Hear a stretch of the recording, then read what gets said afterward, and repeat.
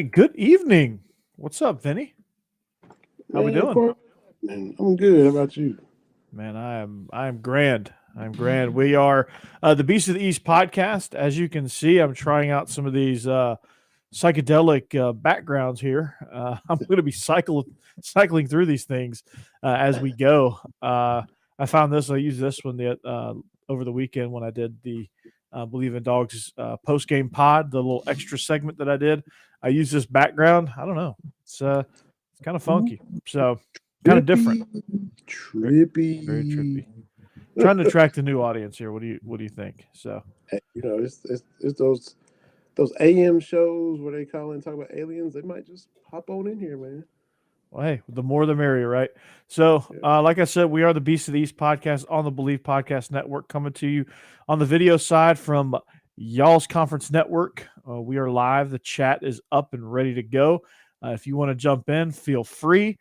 Make some comments. We are without Israel. He is watching girls Monroe High School girls basketball down in Southwest Georgia. He is on teacher duty. I told him to say that he has to go number 2, and so he can jump in. Maybe he'll jump in later. Maybe he'll join us. Maybe he won't. Hopefully he will. Hopefully the game will end and we'll still be going. So regardless of that situation, T's and P's, my man. T's and P's. John joins us. He find that Selma Hayek in a bikini slideshow always attracts a crowd. Well, John, I got an assignment for you. You can make that for me as my rolling background, and I will be happy, more than happy, to run that. Should have done that yesterday, John. I know. See, 3 I could be prepared, right? I could be prepared if you did, but no nonetheless, argument. He gets no argument from anybody here with that statement. no, it's a very true statement, actually. Clearly, It is it is complete. factual. Yeah, As TLC used to say, actual and factual. that's right. It is totally facts. But we are brought to you by Betonline.ag. The big game is finally here as we hit Super Sunday with the last game of the football season. As always, BetOnline has you covered from odds, scores, totals, player performance, props, to where the next fired coach is going to land. BetOnline has the number 1 spot for all things NFL betting in 2022. I wonder what the odds were on the Texans landing Lovie Smith. Oh, no, was he some kind of? He was administrative or something with them, wasn't he? He was their defensive coordinator, I believe. Was he? Oh wow, okay. Yeah. And the odds. Well, what were the odds for McCown at first? It was like he was a shoe in to get it. I know. He was like 2-1 or something. It's Stuff crazy. happened, and he's out, and Lovey's in. Well, I'm glad. Lovie had a successful run as Bears head coach. Not so good in Tampa, but I think there was more at play there than just, I don't think it was an apples to apples type scenario. But I'm just glad McCown's not the head coach. I didn't care who they hired. As long as it wasn't McCown, I think that would have been a slap in the face to every candidate out there. Yeah, because I mean, he would have. He didn't pay any kind of dues. He didn't really. No, not at all. I mean, I know it's who you know, but wow, that would have been, and they would have been a train wreck anyway. Him without experience trying to take over their mess already, and that wouldn't have made anything any better. No, not at all. But they get some stability now, so that's good. That's good. Speaking of stability, it's not just football.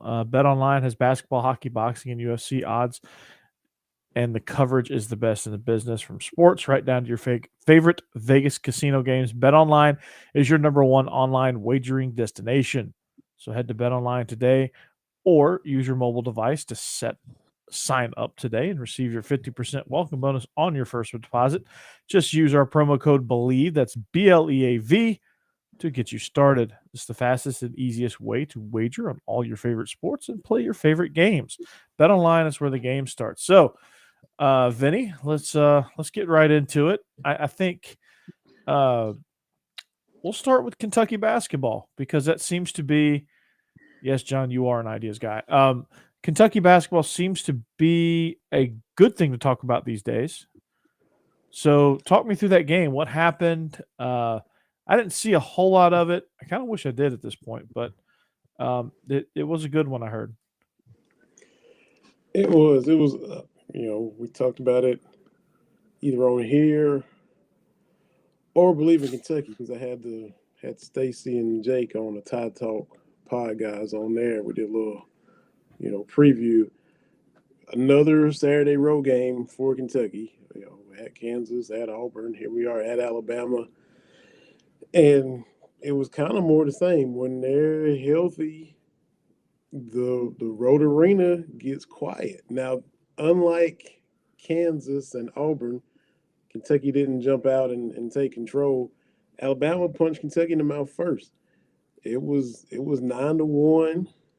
Coleman Coliseum is jumping, and they're all into it, and this is what you want. And they got a quick bucket to make it 9-3, and then Kellen Grady hit a three. And when it was 10-6, you could already feel like they're weathering the storm. They're kind of getting their legs around them. They're gonna be fine. They took that punch, and Alabama didn't run away from them and hide. They kind of got their legs. So they end up winning 66-55. A lot of people thought it'd be a big track meet like 97-93 with both of them having such high-powered offenses. Mm-hmm. It was more of a rock fight. It was up and down, but it was sloppy and there was a lot of missed shots. Kentucky wins 66-55. So after going down 9-1, they outscored them 65-46 to close the game. So after taking that punch, you basically beat them by 20 on their home court in a game that, Alabama's 4-5 in conference play. Halfway point of the season, you want to start the second half right. So it's kind of I don't say must win, but they want to get off to a better start in conference play. Nate Oates said it in his midweek press conference. Stacy and Jake talked about this kind of a must-win game for Alabama, and you take their punch and you beat them by 20 in their home court. And Oscar Tshiebwe had an off night with 10 points and 15 rebounds. Yeah, that's pretty impressive there. And I think one of the things I mentioned with the Georgia Auburn game is bench contribution. Georgia got none of that. And the reason why Auburn was close to losing is they got no bench contribution either. One of the things I noticed with Kentucky is you had Collins with 10 points in just 9 minutes and Mintz with 7 points in 19 minutes, both really good contribution off the bench. Of course, Collins had 6 boards as well. So when you look at the depth that Kentucky has, that how much of a factor is having a bench that can come in some crucial minutes and critical minutes and actually come in and be productive? That's huge, and you come to expect it from Mintz. First of all, this is one of the oldest teams Cal's ever had. Mintz is like 24, transferred in from Creighton. He played last year, and as bad as they were, he would kind of put the team on his back as best he could, and they were still just so flawed. You didn't get to see a lot of it pay off. He'd have his moments, but they'd still lose, or it was just there was no fans in Rupp Arena. He didn't really get the true experience of what it was like to play at Kentucky. So he comes back again this year. He's been more the sixth man, but you know what you're getting with him. You're getting offense. You're getting a good, steady veteran presence. So you know what you can kind of pencil in Mintz for. They're struggling to hit some threes. He'll come in and hit a three, that kind of thing. Collins, on the other hand, the rare exception, he's one of the few true freshmen on this team, and he hadn't played in about the past 6 games. DNP, coach's decision. But the young fella, to his credit, stayed ready. They're still trying to put weight on him. He's on that like Michael Phelps diet, trying to get 5,000 calories and got him in the weight room. He's skin and bones, but he can provide some shot blocking because Tshiebwe, as good as he is not a shot blocker. They love to do that, get the guards in the paint and throw the lob. He's a great lob guy because he's bouncy, can jump out the gym. 6 for 6 from the free throw line, and he hadn't played, like you said, in the past 6 games. So the dude, to his credit, had stayed ready, and that's huge down the stretch because it was a rough type game. He's still gonna get pushed around when you play some physical teams, but Alabama didn't really have physical bruisers, so this was a game he could get in and make a contribution, and he did. Yeah, I mean, it seems like it, and it was a great game, great time for him to kind of shine. We get closer to postseason play. One of the things I want to also mention about this game that stood out to me is they went 3 from 30 from three. I'm going to say that again. 3 of 30 from 3-point land. They're the nation's leader in 3-point attempts. There's probably a reason why they've lost a bunch in a row. They're 14-9 now. They've been on kind of a skid a little bit because they're living and dying by the three. Don't you think? I don't know. I'm not a huge basketball expert here. I coach football, and I could probably tell you how to get out of most situations in football. But as far as basketball goes, like if you're not shooting three well, is it time to try something else? Are they? I mean, are they really built for that? I mean, they don't. You think maybe pump fake and step in and shoot a little mid range? They don't really have a big center they can throw it into and get points from that standpoint. Do they have anybody that can take it to the rack though? Yeah, because that's Oates' philosophy. Score at the rim or get threes, and last year he was quote unquote revolutionizing basketball with this philosophy. Now some of those guys are gone, Petty and Herbert Jones. Some of those guys that had a better season are gone, but he's still kind of living by the three, dying by the three. He's not the first to do this. I mean, Rick Pitino at Kentucky, came in. Pitino's Bombinos right after they were on probation. They jacked it up like that. So this isn't a new thing Oates is doing, but he was the best thing since sliced bread last year. Not really working this year. They beat a lot of good teams, but they lost to some terrible teams. So it's really up and down, and they are kind of on a downslope right now. But you think maybe get in and try to go in and get fouled or shoot a 15-footer or something. Get three the hard way, I guess, right? I don't know. Yeah, some of those were open. I mean, Kentucky contested some. Some were good looks. He did say that, but Texas A&M shot like 1 for 20 or something when Kentucky played them down there as well. I'm not saying they're the greatest 3-point defensive team, but that's a couple prolific shooting teams that both had terrible shooting games at home against Kentucky. But at the end of the day, you got to find a way to drain some of those, and you got to find a way to create when you're not at your best from 3-point land. You can't always shoot your way out of it, so to speak. Yeah, and Oates in the post game, he did say they were good looks. We got to have guys get in the gym more. Got to have guys get shots up because you get confidence when you see the ball go through the net. He also said our defense was pretty good because if it wasn't, we would have gotten blown out, which I kind of disagree because after you got, Kentucky spotted you a 9-1 lead, you kind of did get blown out. You lost by 20 the rest of the way. So there was that poor stretch there early in the second half where Alabama lost it and Kentucky stretched it from 4 to 11 points, and then the game never really changed after that. It was all Kentucky from there, even though it was a 11-point game. It kind of stayed that way. For the most part, the lead stretched and then shrunk a little bit, and then kind of stayed within that range right around 11 where it finished. So I don't know. Like you got to find other ways to get your confidence, and then your threes will start hitting. Like it's almost like throwing the long ball in football and just throwing it. Yeah, it gives you confidence if you hit one, but if you're not hitting one, if you're not hitting any of them, I mean, what you go 3 and out and punt. The other team's all day long. Yeah, the other team's going to start pushing the lead out there. I mean, it works the same way in basketball. I mean, the 3 ball is kind of like the go ball in football. I mean, it's a great confidence booster.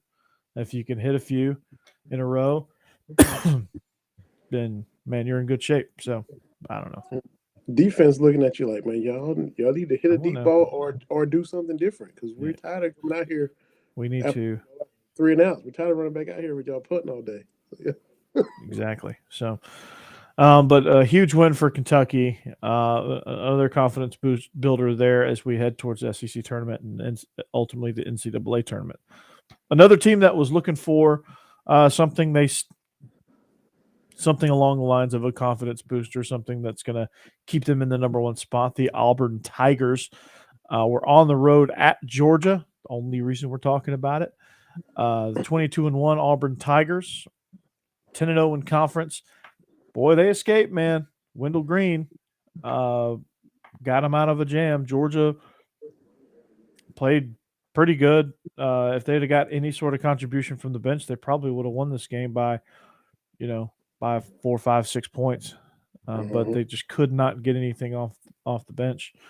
And defense down the stretch was horrendous. There was one play, I think Georgia was up by 2, and Auburn, I forget who it was for Auburn, had it at the top of the key and just dribble 1, 2, and went uncontested like it was the All-Star game to the rim.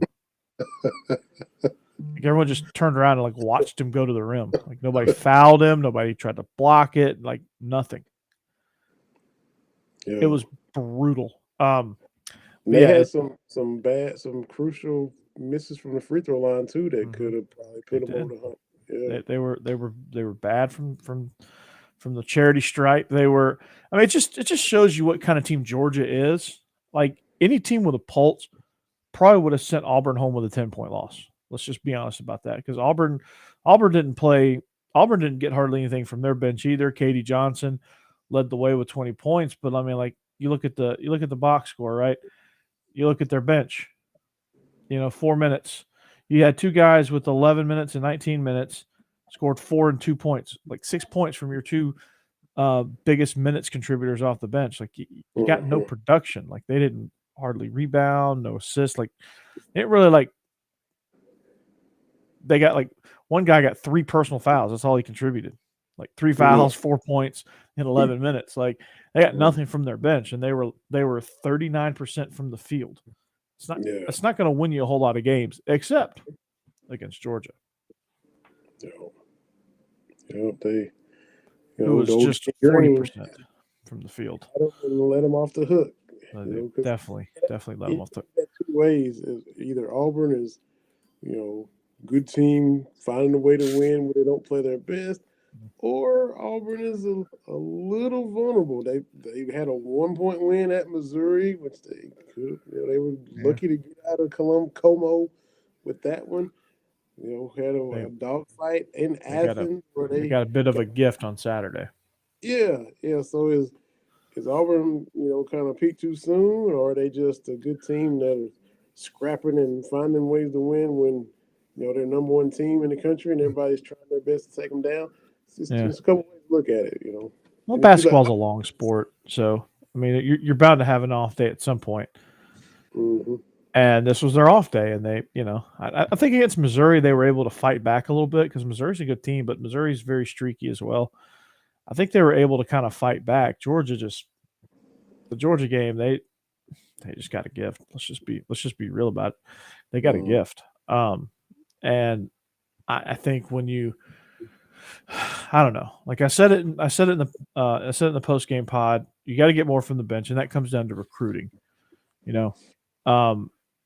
At least on Georgia's side, and Georgia hadn't really got much from their bench all season long. Auburn has. They've obviously recruited well, but the biggest controversy was foul or no foul, or block or charge, or no call. I don't know. I kind of thought it was a good no call. Don't let the referee decide that. Right there. Yeah, I kind of lean towards that. Just kind of let the players determine it at the end, unless it's just completely egregious. Yeah, exactly. Somebody gets decapitated out there. Yeah, unless it's like a 1995 New York Knicks foul, or like a Bill Laimbeer chop your head off type situation. But to me, I will ask you this from an outsider. Okay. It was a great effort, right? They played hard, but they played like 5 dudes at the Y. getting together for the first time. They've played like that all season long. Is Tom Crean the right guy? Is he the right guy? I don't know. Did we talk about this a couple weeks ago? You know, he took Wade to the Final Four in Marquette, and he's kind of rode that for a long time. We talked about this last year on Bleav in Kentucky with Tony Delk and I, when Tony was still hosting Whitney, that I think the commentators said, because it was the Anthony Edwards team, and they jumped out and had Kentucky beat, you know, in the first half, and you know, he kind of strutted to the locker room like, we got this. And then Kentucky came out and beat him in the second half. Mm-hmm.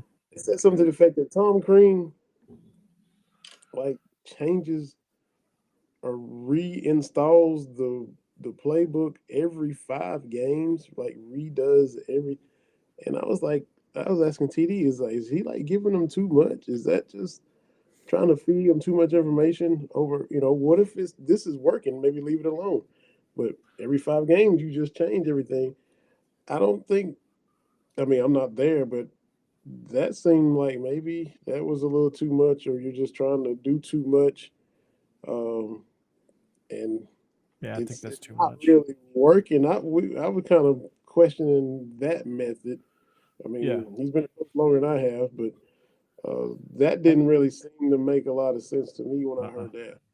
No, it doesn't. I mean, I can't think of any sport where an information overload is going to win. You know? I don't know. And that's, I mean, if you just get, say, man, everybody's not going to be comfortable with everything at the same time, but say everybody's kind of rolling with that, and you go 3-2 or 4-1 in this 5-game stretch, and it's 5 games. It's time to recycle everything, and now we're reprocessing a whole new semi-system, and we're like starting from scratch every couple weeks. It seems weird. And the problem is, like, you really, with that method, you really only get one really good game out of the guys, and the rest of the time it's them trying to figure out what the heck's going on. And I personally don't I personally don't subscribe to that. I think simplicity is key. Let your guys, you know, figure out what you do and let your guys go. If I was a basketball coach, I'd probably subscribe to the Nolan Richardson style of play. 40 minutes of hell, and let's just go, man. And let's get buckets in transition and stuff like that. So I don't know. How many coaches now do you hear say, you know, we you know, Cal says a lot. We respect our opponent. We don't fear anybody. Right. We're more concerned about what we do.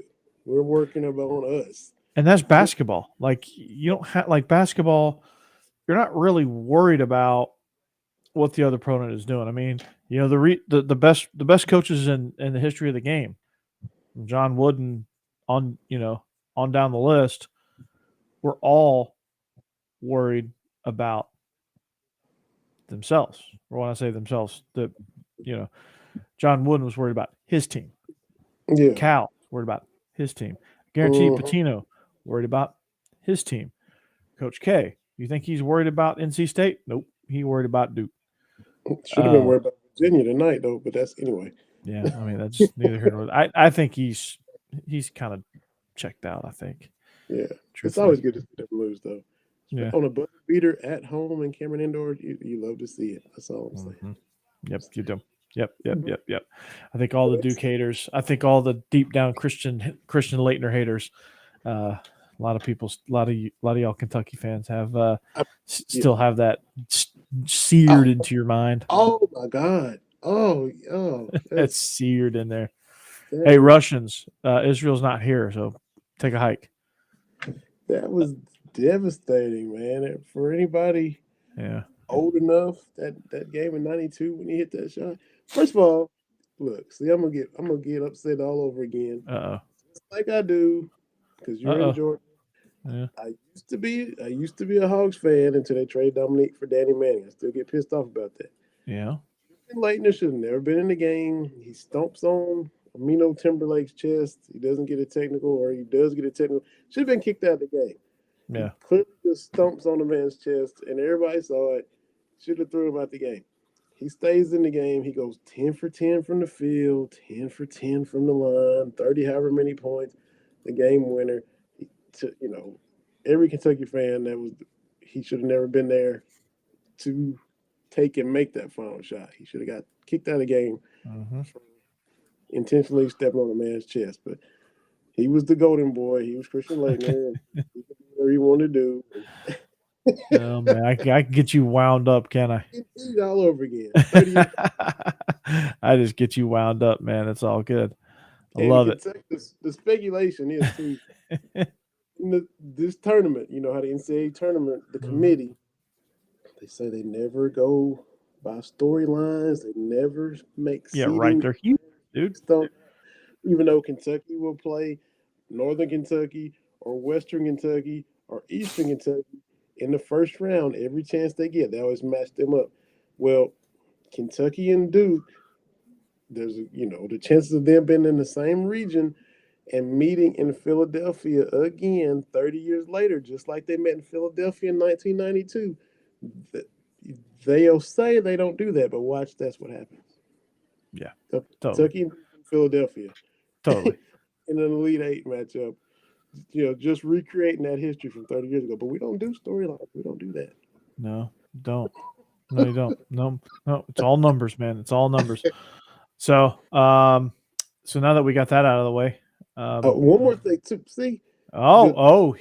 He's going. Danny Manning, the Christian Laettner. As the Braves fan, I'm older than you, but the 91 World Series, when Kent Herbeck just yanks people off of the bases. Yeah, I'm still bitter about that too. See what I'm saying? I'm with you on that. I'm a Braves. I mean, I was just a first grader, but I still remember it. Yeah, I was in 7th, 8th grade. I'm 5 or 6 years older than you, so I was in middle school, junior high. But yeah. Herbeck had no reason to do that. And then I was literally screaming at the TV. How can I know this when I'm 13? Bobby Cox, we love Charlie Lee Brandt, but we can't bring him in to face Kirby Puckett. It's first of all, it's lefty righty. Lee Brandt barely threw the speed limit, and he's going to throw a 56 mile an hour just hit me ball to Kirby Puckett, and you saw what happened. That was not good. You ain't got to have analytics. You ain't got to Bobby Gorcher. I'm like, no, we don't want Charlie here. We love Charlie, but not right now. This ain't the spot to bring Lee Brandt in out of the pen against Kirby. A lefty just lobbing softballs up to BP. Yeah. Oh my God. But anyway, my bad. I didn't mean to. It's okay. Apparently, this is Beast of the East therapy session. So, we're gonna reset with our newest of sponsors. That would be NordVPN. NordVPN. So, what's more important than peace of mind? Well, apparently nothing. And that's what NordVPN is here for, to give you peace of mind while you're online. And with all the threats that you face today on the internet, it is more important than ever to be sure that you have the best VPN that you can get. NordVPN is the world's best VPN service, offering the fastest connectivity, the most servers, and next-gen encryption to make sure everything you do online stays secure. Plus, you can use NordVPN on all your computers and devices, no matter the operating system. With NordVPN's unlimited bandwidth, you never have to worry about a slow connection either, and the plans start at just under $4 per month. So grab your exclusive NordVPN deal by going to nordvpn.com/Bleav or use the code Bleav, that's BLEAV, to get up to 70% off your NordVPN plan, plus one additional month for free. It's also risk-free with Nord's 30-day money-back guarantee. NordVPN. Do it. Be safe. So, yeah, our newest sponsor, man. Hey, love it, man. I worked him in on that last episode of Bleav in Kentucky. And, like you said, those Russians that are always trying to those freaking mess bots, around man. Israel is here. Ain't NordVPN. Those freaking bots, man. So, did you watch the Tennessee game at all? No, they blew out South Carolina. Yeah, it ended up being a tight game for a little while. But they showed just what hitting a crucial three can do for you. They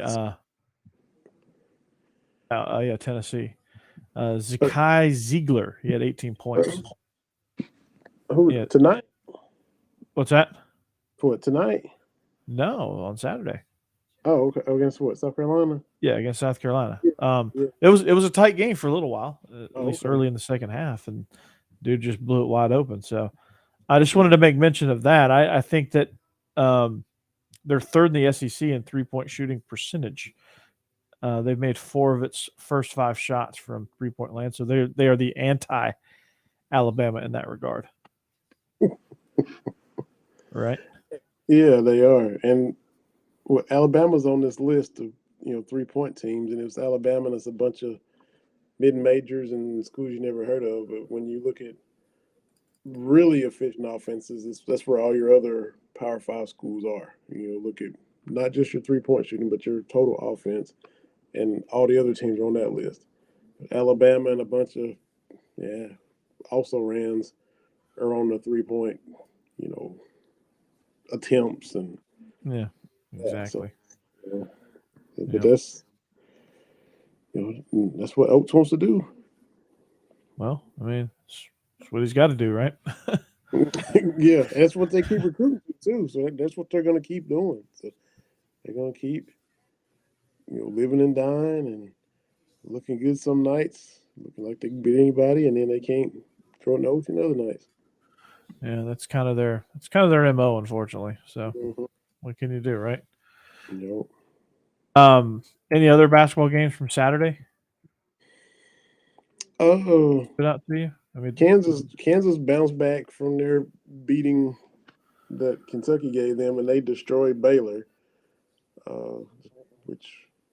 they beat them by 30. It was at Kansas, but defending champs. I guess they bounced back in a huge way, didn't they? They did. So I guess they kind of washed the taste out of their mouth for that. Gonzaga's still rolling, but again, they don't really play anybody in their conference. Poor old North Carolina, Duke destroyed them. That was Coach K's last trip to Chapel Hill, and it was over as soon as it started. But then Duke loses to Virginia tonight on the buzzer beater that we just talked about. So the ACC only right now has 3 teams in the tournament. Duke, forget who the second team is. I think Duke, Notre Dame are the only ones really solidly in, and Miami was like the last 4 in. And the rest of the ACC is just going to be going fishing, like TNT says. But only 3 teams right now from the ACC. That's the slimmest pickings I think I've ever seen. I know, that's pretty crazy, ain't it? Yeah. Mm-hmm. I've never seen the ACC down like that. Yeah. That's good for the SEC though. Yep. Yeah. And more SEC guys. Exactly. I know, right? We are. So looking ahead, obviously Kentucky has and you can catch the full preview on Bleav in Kentucky. Kentucky faces South Carolina tomorrow night. That should be a blowout on the road, but hopefully Kentucky doesn't play down to their competition there. Yeah. South Carolina, they're good. They're streaky. They play hard. It's gotten them 4 wins in conference. It's gotten them 13 overall. But they just aren't quite to the level of Kentucky. Auburn takes on Arkansas in a West matchup. LSU A&M, that should be a fun one there. Missouri Vanderbilt also on Tuesday. Vanderbilt got a big win over the weekend, so they beat LSU. Sure did. That was huge for Coach Stack. So they look to build on that momentum. Pastor. God Almighty, right? It's good for the pastor. The pastor with the boxiest shoulders I've ever seen in my life. Yeah, he's always dressed to kill, and when they played in Lexington, he was in all black. He looked like a reverend out there. Reverend Stackhouse. Yeah. He got teed up. He got teed up, and he took his jacket off and was looking for somebody to throw it to. He didn't just throw it on the ground, but he held it because he was so mad. And he was, hold my jacket because I'm mad. I was like, easy, Pastor. Easy. Oh boy. Well, on Bleav in Georgia Dawgs, we'll get to preview the Georgia-Florida game on Wednesday. Bama plays Ole Miss, and Tennessee plays on the road at Mississippi State. That should be a good one as well. Georgia-Florida. Florida, I'm not real sure what Florida has. They are an even 5-5 right now in the conference. Underachieving a little bit, I would believe. Yeah. Thought they'd have a little bit more. We're at the indoor swamp, so that'll be that'll be a get well game for Florida, if we're being honest about it. So that's what to look forward to there. If you want to catch some more in-depth previews, go to our respective shows. Tide Talk Sports, so we'll probably Locked On Ole Miss. We'll give you all the information on the Alabama-Ole Miss matchup. Bleav in Tennessee. I don't know if they do basketball, but if they do, check them out. Tyler talks basketball or not. Bleav in Vanderbilt. They definitely don't do basketball. And then, of course, I don't know about the others, but there you go. There's all the basketball news that you can handle. Were you pleased with signing day last week, or just overall your signing class? Yeah, Kentucky had a lot of theirs done early, but please look, man, you guys are used to this. I mean, this is nothing new for Georgia, but Kentucky, according to Rivals, finished 13th in the nation, which is I saw that and I was like, wow, okay. Unprecedented. A few short years ago, Kentucky's in the 60s and the 50s, and we're freaking out when they cracked the top 30. So it's still sixth in the SEC, but 13th in the nation. To see Kentucky do that is, I mean, you just keep doing stuff we've never seen before on the football side. It's crazy. Exactly. Just continue to do it. And early on, you probably thought Mark Stoops wasn't the guy. Oh man, there was, which you knew he came into a dumpster fire. Bless Joker Phillips' heart. Joker last season he goes 2-10, and Neil Brown was offensive coordinator, and they're coming in looking at the talent and the roster, and they're like, the job and the building they had to do because the cupboard was so bare. So 2-10 for Stoops' first year, and he jumps to 5-7 the next 2 years with a chance to go to bowl games, and then just couldn't get that sixth win. And was it his fourth year? He's kind of teetering, but they beat Mississippi State at home. Austin McGinnis kicked a field goal, and they end up going to a bowl game. I think they go 7-5 that year. And that was kind of the turning point because he was kind of getting them on shaky ground. Yep. But that was the Benny Snell, Josh Allen season. And the next year, it's a Super Bowl year. They go 7-5, a couple 7-5. Then they jump up to 9-3 and win the bowl game. But yeah, just he was kind of given time. He had a plan to come in and win traditionally in the trenches at Kentucky. Normally it's air raid, it's gimmicky, it's you got to trick people, but he was just coming in going toe to toe, and he's done everything he said he's going to do, and nobody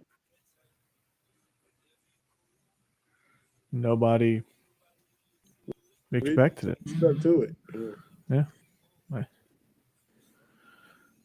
Yeah, it was good. I mean, it's really good patience from Kentucky's administration because starting out it went sideways, right? So yeah, but you couldn't help it because what he inherited was a mess.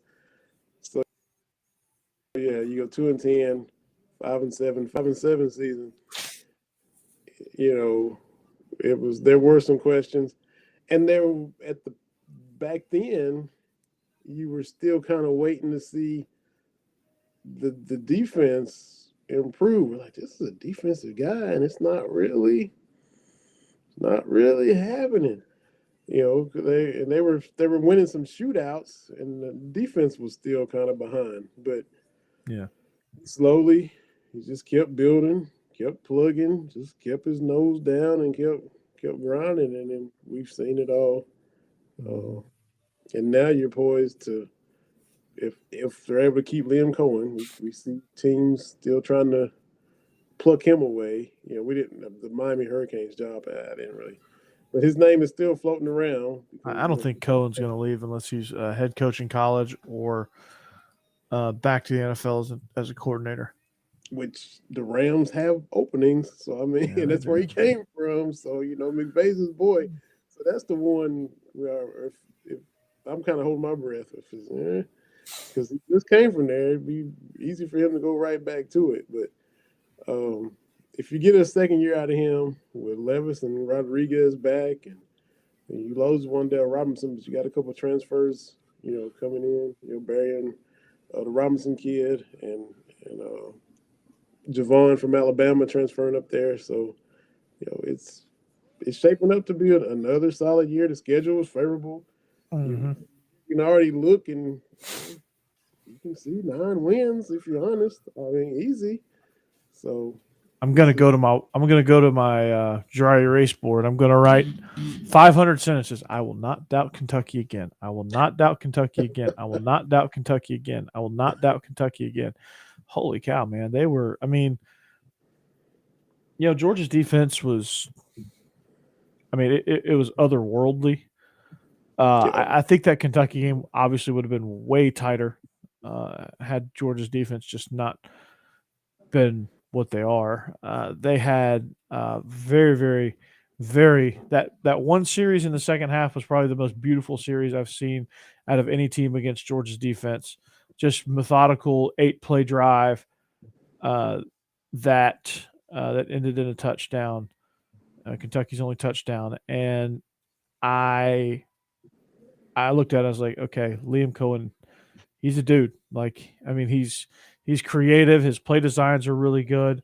I think he finally settled in and figured out the college game a little bit. I think it took him a minute to figure out, but I think he found a way to pare down what y'all do into something that works and is digestible and use that as a foundation. And I think he did a good job of building off of it. And that's why you saw Kentucky's offense, I think, in essence, kind of take off.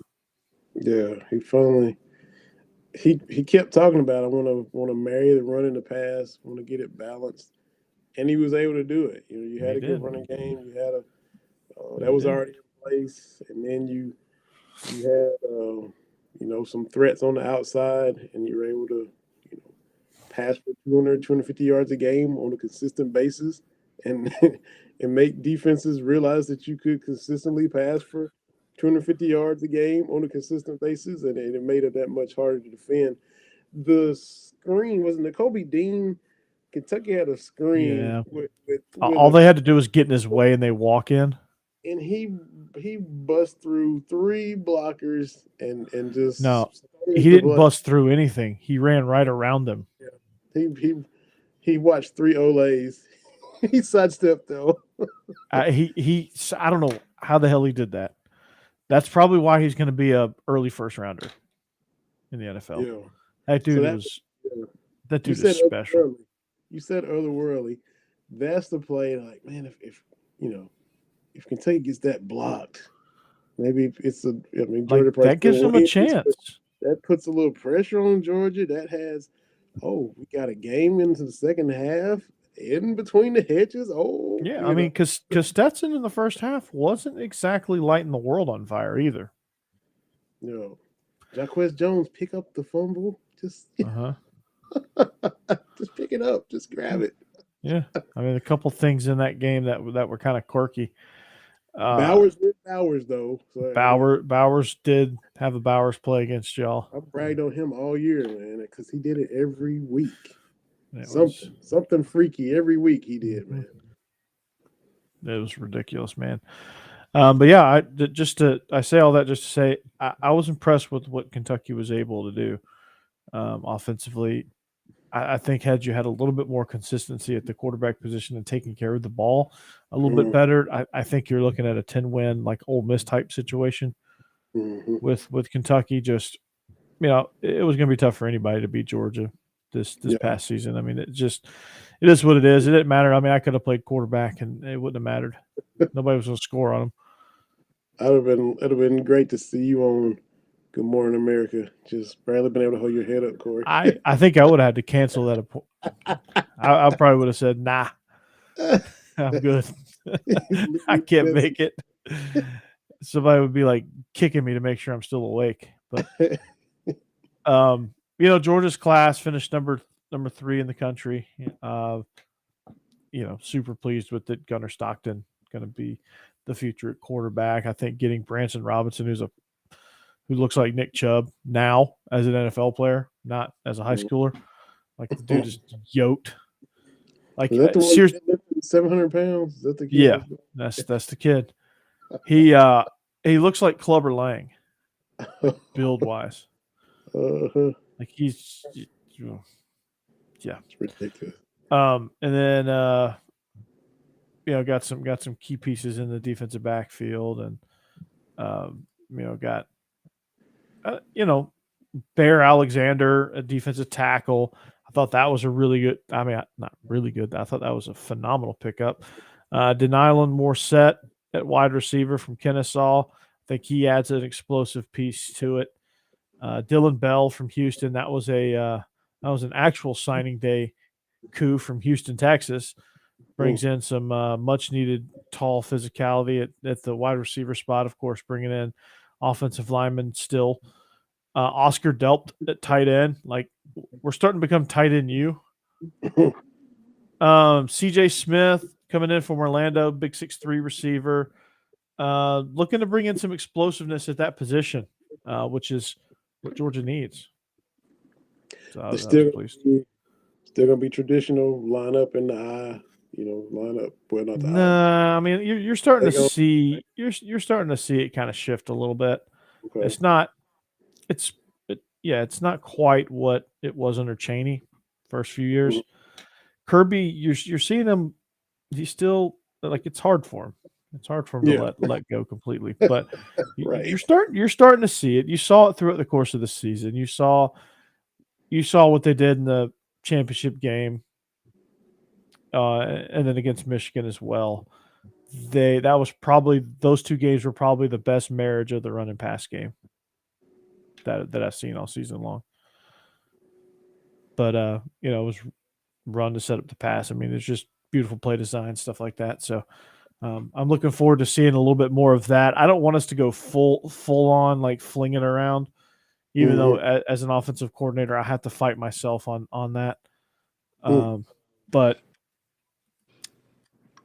Georgia, that's not their identity. So before we get out of here, before we get way off topic here, let's talk Super Bowl. There's a lot of SEC guys in the Super Bowl, so why not? It's relevant, right? Rams, Bengals. Be on the lookout. PlayActionPools.com. We're doing a pool. There's a bingo game. As soon as I get a link to that, I will share it out on my social media. So if you were watching, be on the lookout for that. But who you got? I'm gonna look. The Bengals have proved me wrong, the whole playoffs. But that said, I'm still gonna go Rams. They've been there. McVay's already lost the Super Bowl. Aaron Donald's already lost the Super Bowl. Von Miller wants to win another Super Bowl, and the two of those guys looking across and seeing that Cincinnati. How valuable was that pickup, Von Miller? Yeah, he's a Super Bowl MVP. You just added us. I mean, he gave Cam Newton nightmares when they played Carolina a few years ago. So, and that Cincy offensive line was suspect. 9 sacks against the Titans, even though they won that game. You got Donald and Von Miller that you got to deal with now. So I just, Cincinnati might prove me wrong again, but I think the Rams will be a little bit too much for them this particular Super Bowl. Yeah, God, it's like, it's hard it's hard to go against what Cincinnati has done. Yeah. And I find that increasingly difficult. But again, same with the Rams. It's going to come down to can the Rams figure out how to play better down the stretch or not? And for me, that's where the Bengals get you second half. Yeah. So is it going to be a story of the Chiefs game all over again with the Rams and Bengals? If you're a Rams fan, you hope not. But for me, to be honest, who do I want to win? I just want it to be a good game. This is one of the few Super Bowls I've been able to say whoever wins is I'm good with. Mm-hmm. Who do I think is going to win? I think the Rams are going to ultimately win out because like their team is capable of getting 9 sacks and not screwing it up like the Titans did. Yeah. You know. Yeah, that's where I'm kind of at too. I mean, Joe Burrow's gonna, maybe Mixon can take some pressure off in the run game, but Burrow's gonna be, 0-step drops. Get that thing out of there quick because totally. Donald and Vaughn, just he's not gonna have time for Chase to get anything going down the field. It's just gonna be hot and get it out, hot potato to anybody. That's right. If he wants to leave this game in one piece. Exactly. So, Odell Beckham Jr. He's experienced a big career resurgence in LA. Mm-hmm. That's gotta sting Baker Mayfield, right? Like on a side note. Yeah. Yeah. And the Giants fan. Yeah, it's gotta start his career, so I mean, and there he is. 60 minutes away from a ring. And yeah. I mean, I guess he unfairly got a lot of that crap in Cleveland, but he moved on and doing fine. And Cleveland was the one still kind of struggling. I think they tried to pin a lot of that on him in Cleveland for it not working. But a lot of it is. I mean, Jarvis Landry has seen a decrease every single year with Baker Mayfield. Yeah. Odell Beckham leaves and all of a sudden becomes productive again. Like we think he's dead, now he's productive again. Like just like that. Like in a blink of an eye, all of a sudden he catches 6 touchdowns for the Rams. Sure did. Like I mean, it's a team sport, so obviously it's not all on Baker Mayfield. It'd be unfair to put it all on Baker Mayfield, but I mean, Stefanski, I think Stefanski's biggest problem was that he relied too much on Baker Mayfield. Maybe he didn't say, "Hey," and at times he had some injuries and COVID stuff that prevented him from using Kareem Hunt and Nick Chubb. But for the most part, for most of the year, you had enough games with those two in the backfield that you could have at least made the playoffs, right? Yeah. I made it the year before and won a game. So I mean, you run the ball with those two.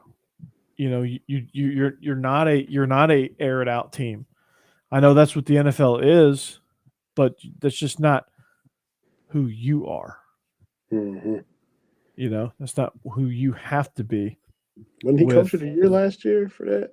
He was. Yeah, he was. I mean, he didn't just all of a sudden lose the ability to coach.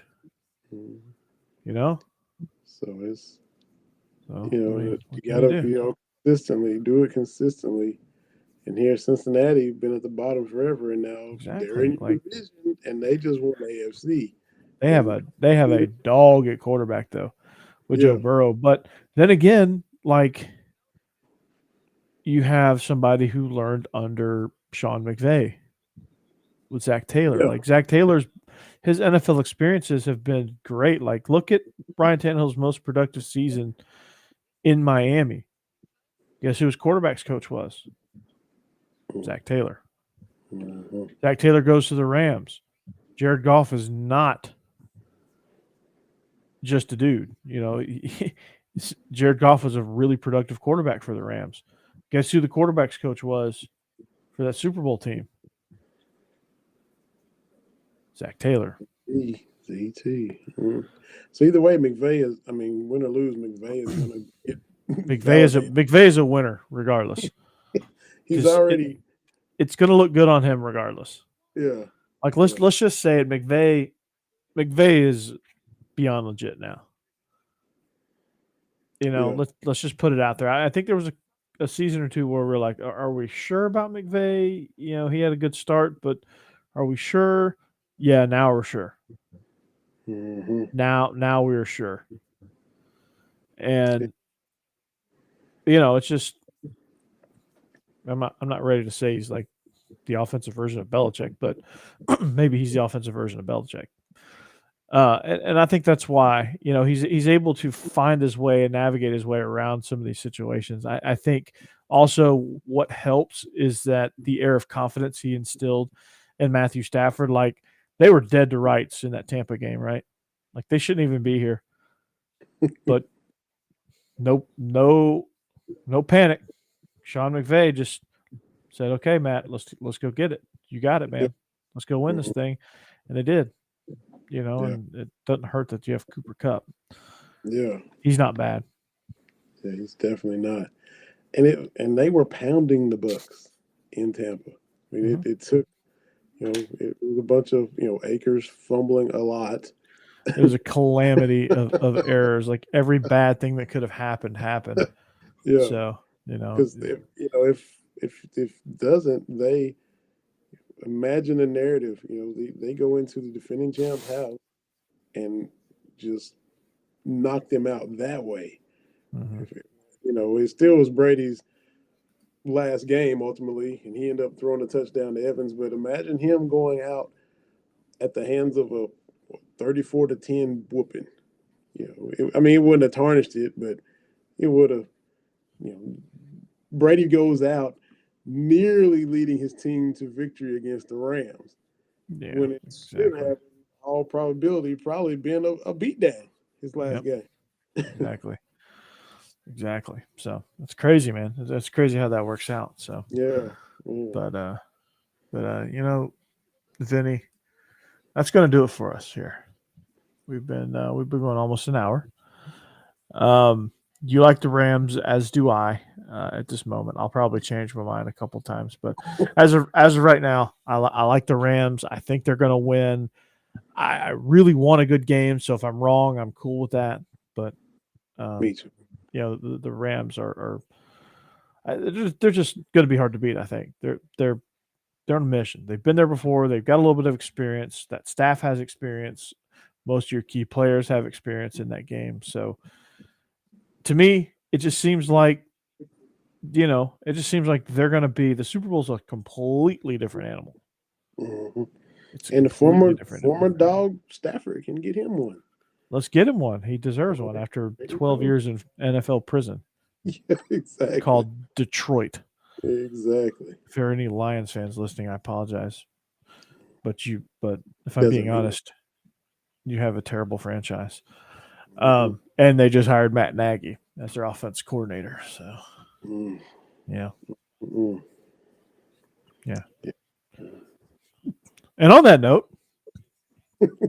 we are the Beasts of the East podcast, brought to you by Betonline.ag, Masterclass, and NordVPN. We thank you for listening. We thank you for watching wherever you find us. Please make sure you come back. Hit that subscribe button on the YouTube channel. Give us a follow on social media. Give us a comment. Give us a subscribe on anywhere you find your podcast as well. For Vinny Hardy, I'm Corey Burton. We wish you a good night. Have a great week, an even better weekend. Have something special planned for your wife for Valentine's Day, and we'll see you back here next week. Maybe it'll be Valentine's Day. We might push, but we will let you know for sure. And we thank you. Good night.